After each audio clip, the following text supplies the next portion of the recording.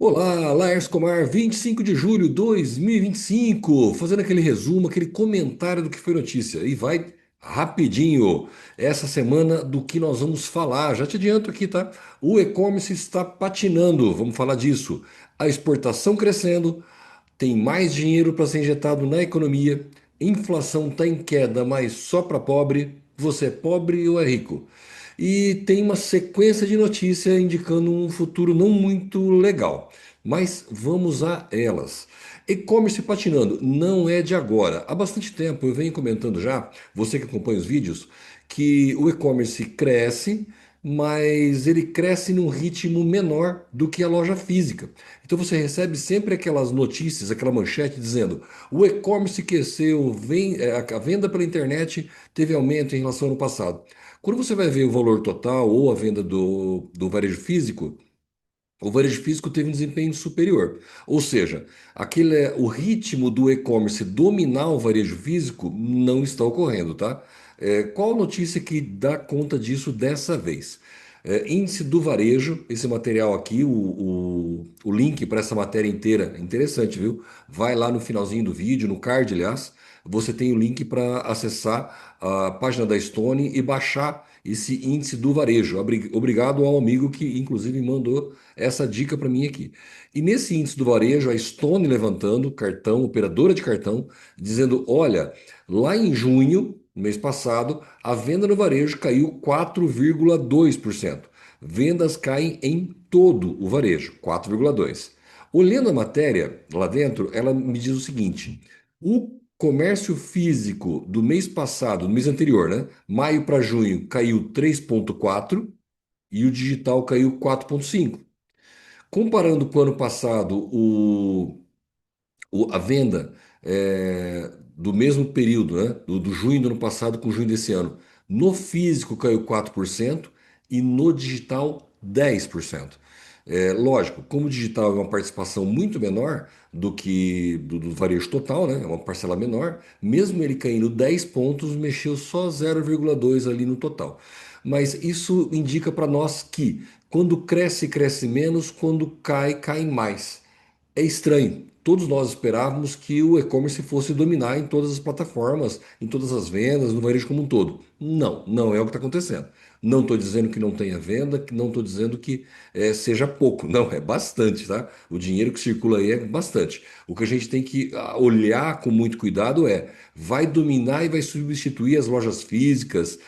Não. Assim como aquela velha história de que o digital, a internet, o WhatsApp, os aplicativos substituiriam o representante. Eu sempre defendi que não. Cada um tem o teu papel. Não precisa mais do representante para preencher pedido e mandar. Isso a informática ajuda. Agora, para levar novidade, para saber quem está no mercado, ainda é ser humano. Não inventaram o substituto, não, tá? Mas sigamos. Bom, a exportação está crescendo. Esta matéria aqui, um levantamento encomendado pela Memóvel, publicado pelo Emobile, dá conta que no, no início do ano, de janeiro a maio, a exportação do Brasil cresceu. Como assim? Eles estão dando conta aqui que foram 306 milhões de dólares acumulados, janeiro a maio de 2025, e que isso dá um crescimento de 4,7% em relação ao ano passado. Eu até comparei o grupo AD, as empresas que estão dentro do grupo, exportam 12,3% de todo móveis exportado no Brasil. Só o grupo, as 70 indústrias, tem 12,3%. Interessante como estatística funciona. Se eu olhar o crescimento do grupo de exportação, foi de 5,6%. Um pouquinho acima do geral 4,7%, mas ainda muito parecido. Ou seja, estatisticamente, com uma parcela do mercado, você já consegue ter um olhar para o todo. Cresceu, então, digamos aqui, cresceu 4,7%, 5%, 5,6% a exportação do Brasil em dólar. Se nós pegarmos a cotação de janeiro a maio do ano passado para janeiro a maio desse ano, em dinheiro, em reais, subiu bem mais. Para você que está dentro do grupo AD, você tem lá a informação da participação na exportação. Entra lá. Lá você vai ter comparado a tua empresa com os demais e com o mercado como um todo. Comparando aqui Quantos por cento do todo foi exportado? Gira em torno, na média, aí, de uns 7%, tá? De tudo que é consumido ou vendido de imóveis no Brasil vai para fora do Brasil. Não é um valor tão grande assim. Mas, comparando esses 5 meses desse ano com o ano passado, percebemos que todos eles cresceram. E para você que é da AD, você já tem essa informação, e hoje você que assiste o vídeo tem de antemão. Para o mês de junho e julho vai ter crescimento com certeza. Por quê? A base ano passado, junho e julho, ela havia caído. Ela foi bem menor. Então nós sabemos que o que vai faturar agora, mas julho, nem acabou o julho, Léo, você já está dizendo? Já. Julho a gente tem o número aqui também, e ele já vem num ritmo bom. Ou seja, há uma boa exportação. Ainda mais com o dólar assim, nós sabíamos que está.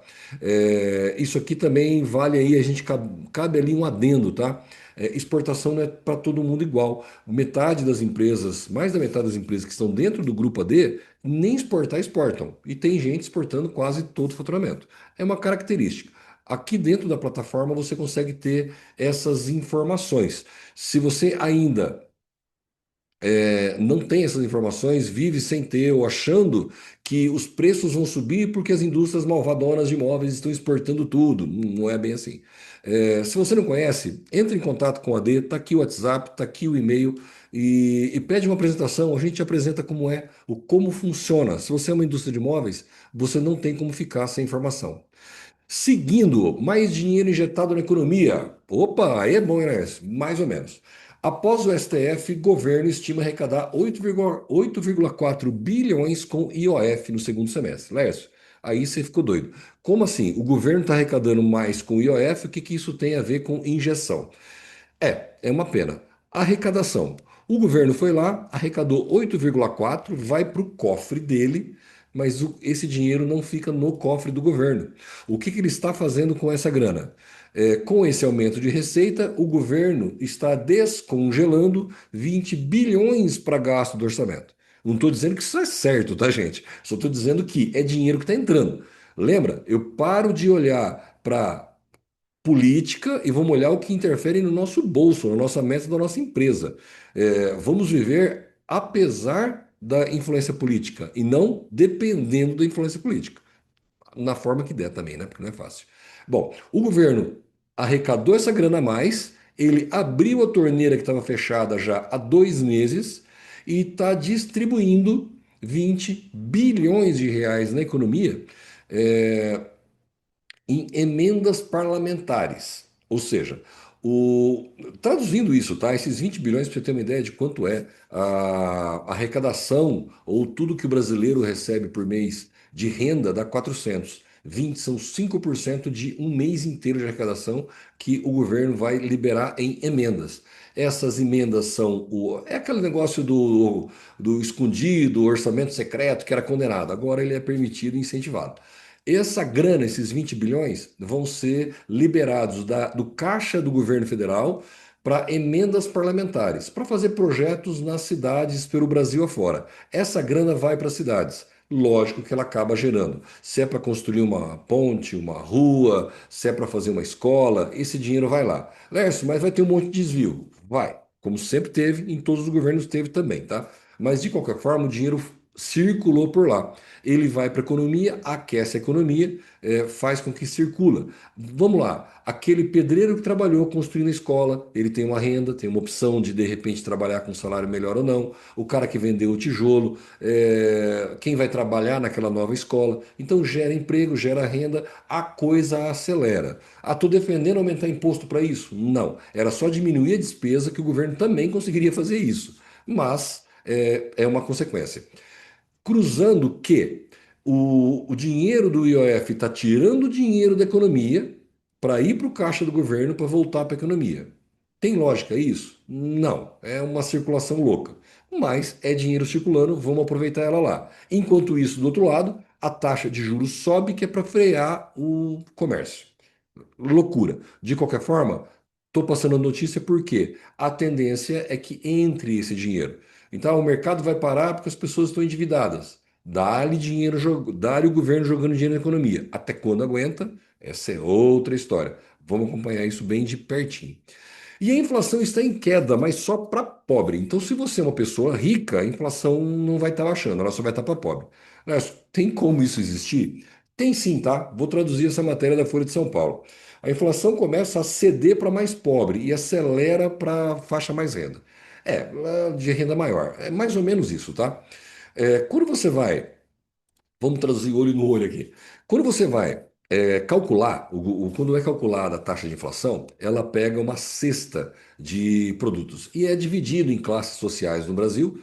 Então, por exemplo, lógico, para uma pessoa mais humilde, taxada ali pobre, não sei se pode falar pobre ou se é cancelado, o pobre ele tem um consumo maior de comida, de gastos com a casa, do que uma pessoa com uma faixa maior que vai gastar com o jardineiro, vai gastar com o cabeleireiro. Então, a cesta de gastos, o que uma pessoa pobre, uma pessoa rica gasta, lógico que é diferente. E nesse cálculo é considerado isso.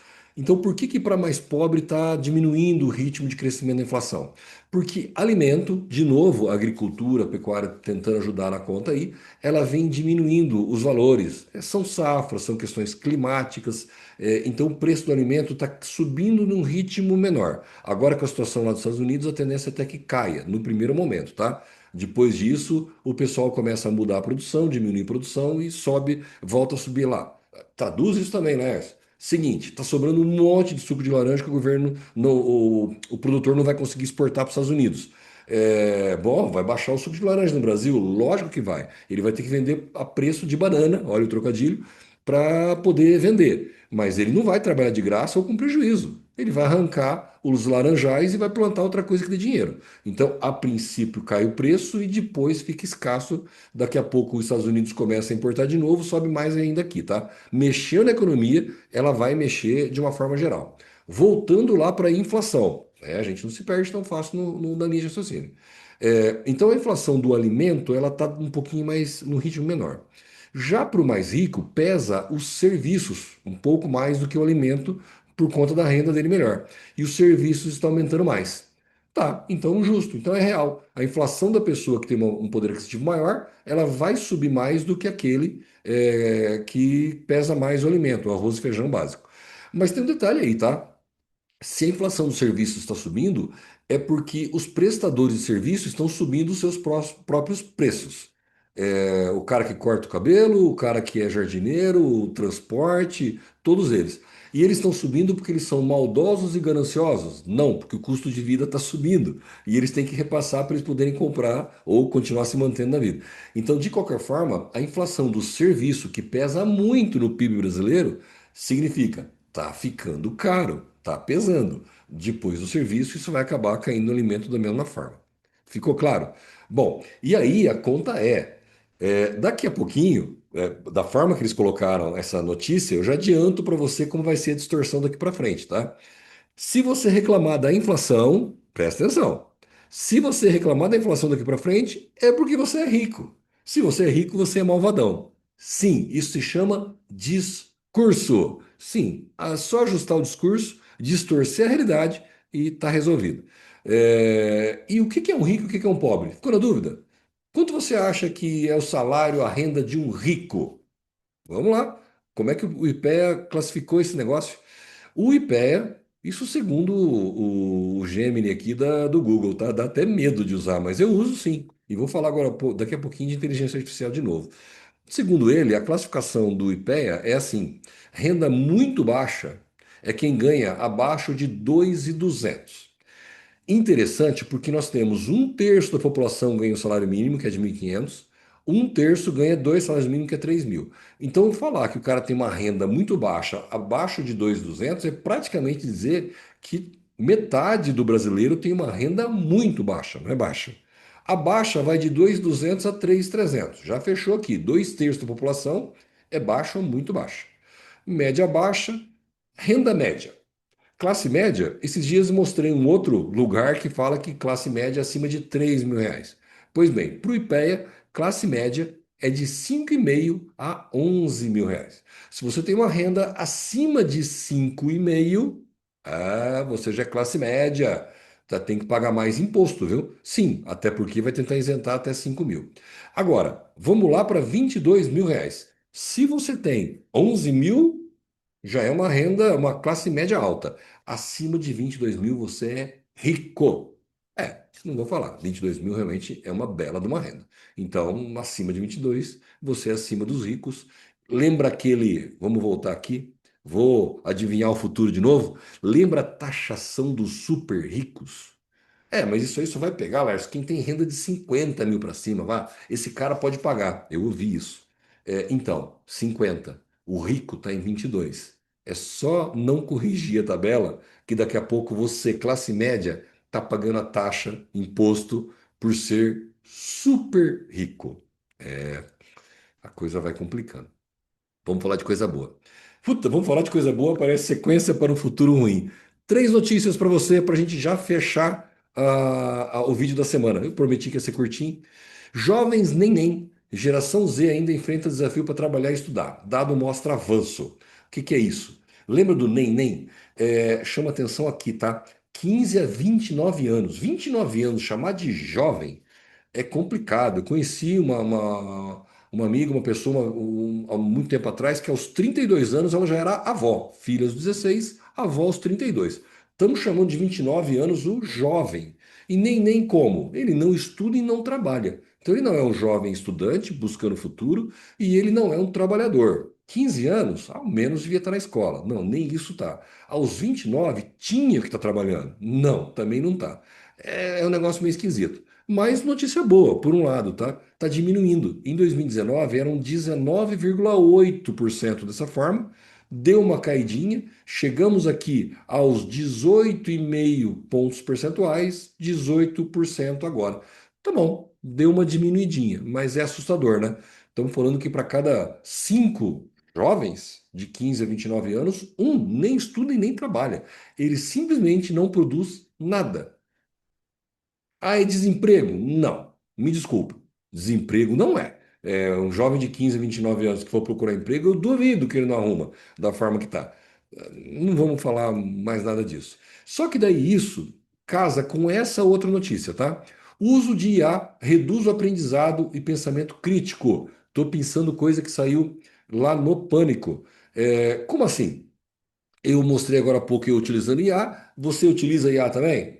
Pois é, fizeram pesquisa, o que era óbvio. Quanto mais usa a IA, mais acomodado nós ficamos e com o tempo a gente pensa menos. A atividade criativa diminui, tudo diminui.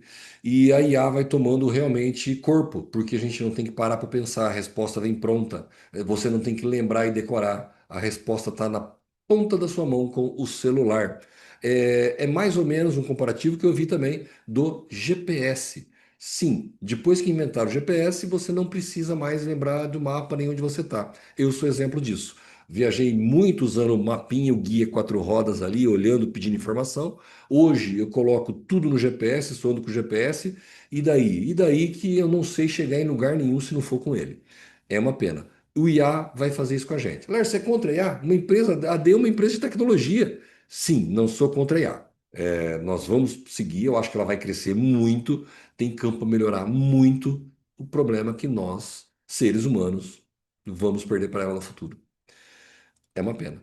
Aí você junta a primeira notícia do jovem neném, até 29 anos ele nem estuda nem trabalha, e ele busca toda a informação que ele precisa na IA de mobejada, sem precisar de memória, sem precisar de aprendizado, e a gente fecha com a terceira opção de vida, que pode ser dele. O jogo do Tigrinho. Lárcio, de novo, tá cansando. Eu também, tá? Só que essa matéria trouxe uns números aqui meio assustadores. Como o Banco Central está dizendo que está indo 22 bilhões de reais por mês. Lembra?